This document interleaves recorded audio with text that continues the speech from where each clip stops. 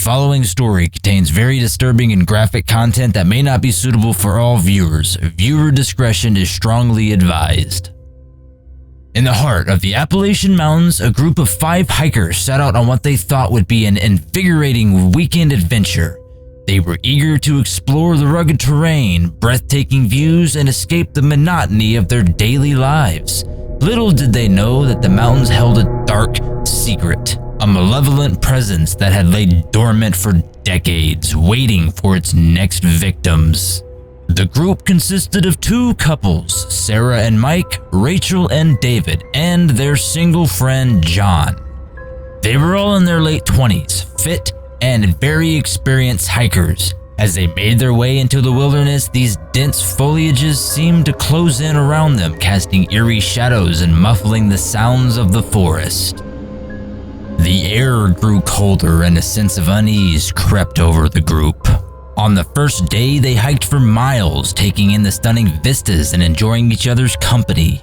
They were laughing and having fun with each other, but little did they know that this feeling of joy would not last for long. As the sun began to set, they found a small clearing and set up camp for the night. Around the campfire, they shared stories and laughter, but Sarah could not shake the feeling that they were being watched. Now Sarah, she voiced her concern to the others, but they dismissingly attributed it to her overactive imagination. But that night, as they slept in their tent, strange noises echoed through the woods. Twigs began to snap and leaves rustled, but when they peered out into the darkness, they saw nothing. Unbeknownst to them, a pair of glowing red eyes observed their every move from the shadows, waiting for the perfect moment to strike. The next day, they continued their trek, venturing deeper into the heart of the mountains. The trail became more treacherous and the vegetation grew thicker. They pushed onwards, driven by a sense of adventure and desire to explore the untamed wilderness. As they navigated a particularly steep and rocky section of the trail, Rachel lost her footing and stumbled down into a deep ravine. Her screams pierced the air as she plummeted into the darkness down below. The others rushed to the edge to frantically help her and called out her name, but there was no response from Rachel. Mike and David quickly grabbed their gear and descended down into the ravine to search for Rachel, while Sarah and John remained at the top to secure the lines.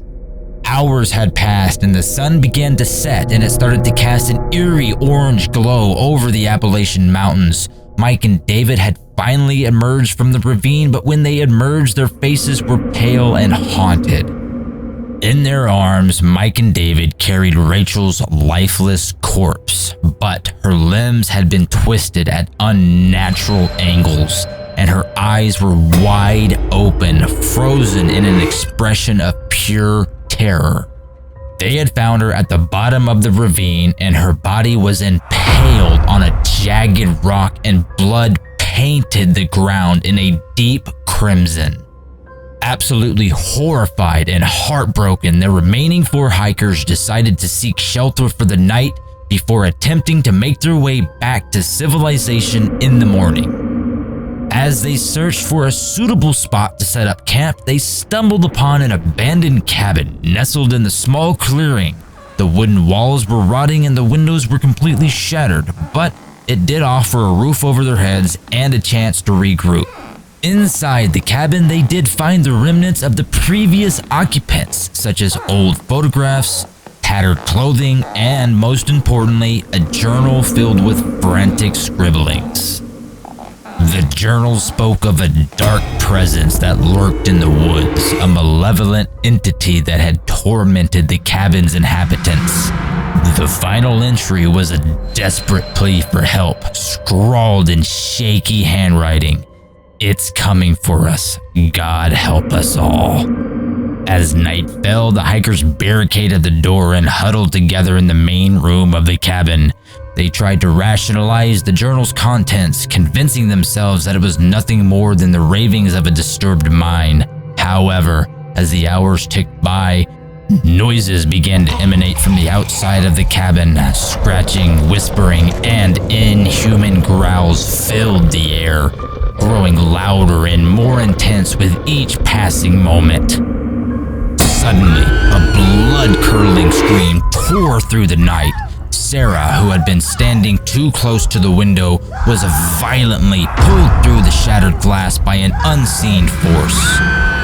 The others watched in absolute horror as she was dragged into the darkness, her screams fading into the distance. Mike, David, and John frantically searched for weapons to defend themselves, but they knew deep down that they were powerless against the evil that had taken Sarah.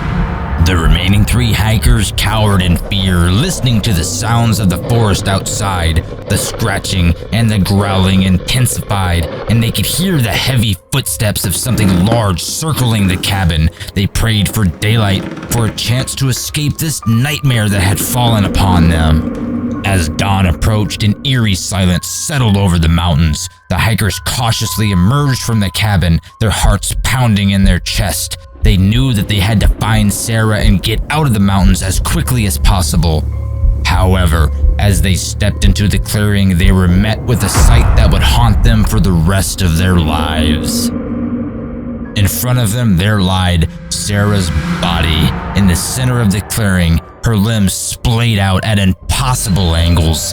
Her once vibrant eyes were now dull and lifeless, staring blankly up at the sky.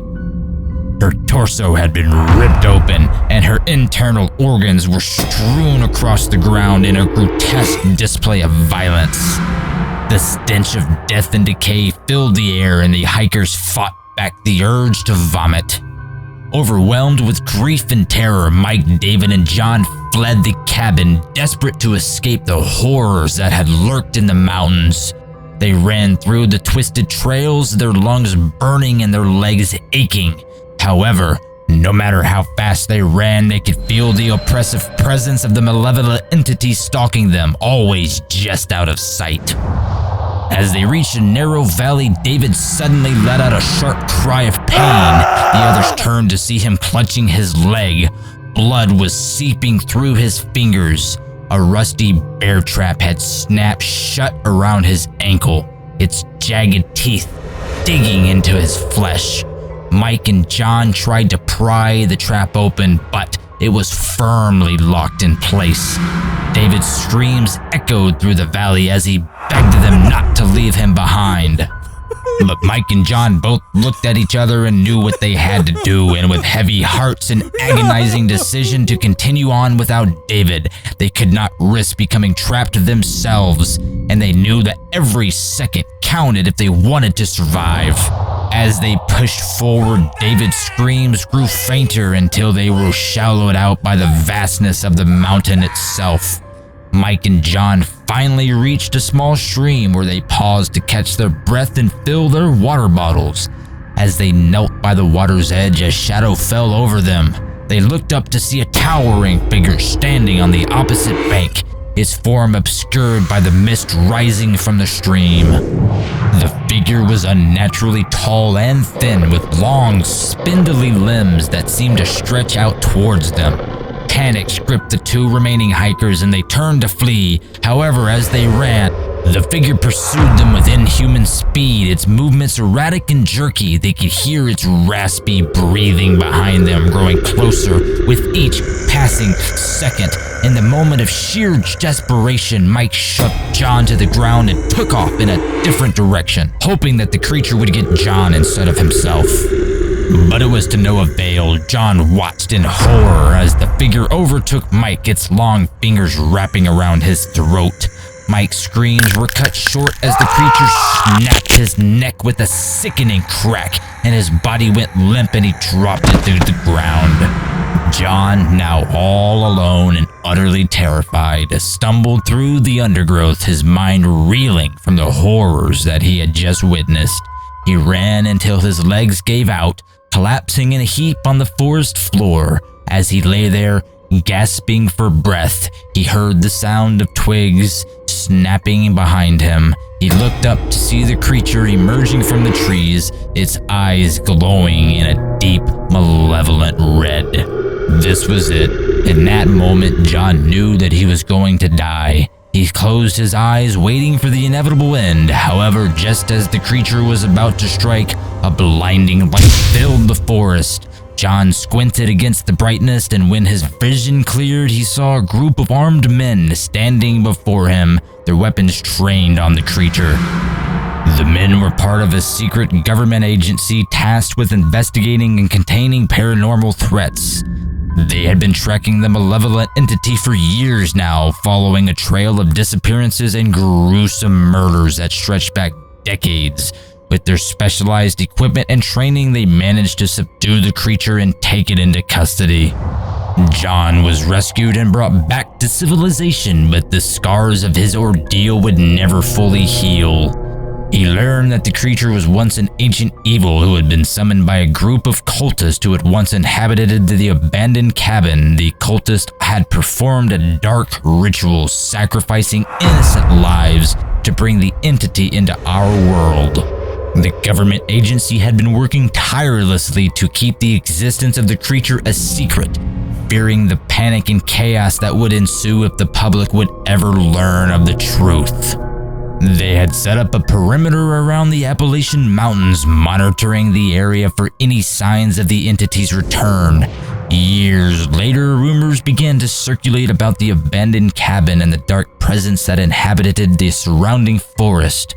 Local whispering about the forgotten ritual and the lives that had been claimed by the malevolent force. They warned that anyone who ventured deep into the mountains risked falling prey to the same fate as those unfortunate hikers. Despite the government's best efforts to contain the entity, there were whispers that it had not been fully destroyed.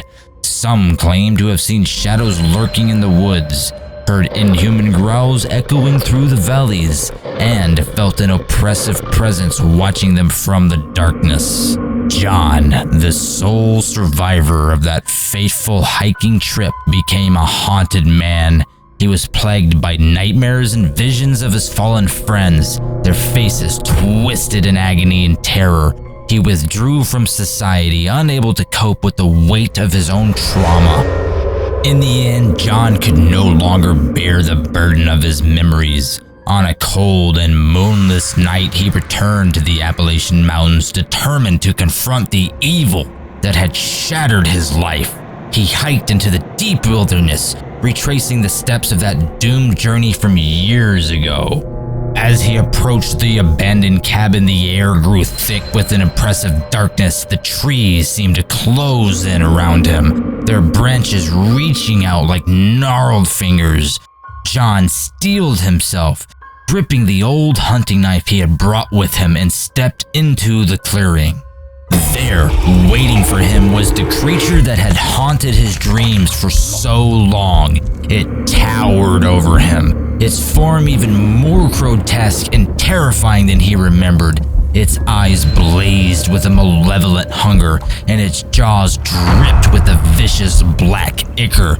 John knew that he was no match for the creature, but he refused to let it claim another victim. With a roar of defiance, he charged forward, plunging his knife into the creature's chest.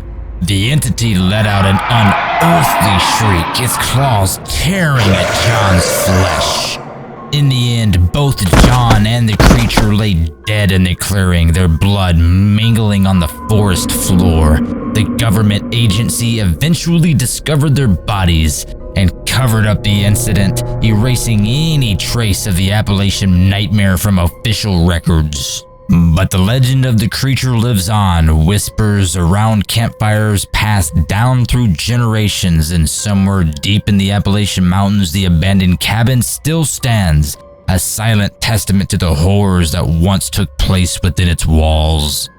For those brave enough to venture into these ancient woods, there is always the risk of encountering the malevolent presence that still lingers there. It waits in the shadows, hungry for the suffering of the innocent, ready to claim its next victim. And if you listen closely, on a still night when the moon is hidden behind the clouds, you might just hear the faint echoes of screams carried on the wind, the final, tortured cries of those who fell prey to the Appalachian nightmare.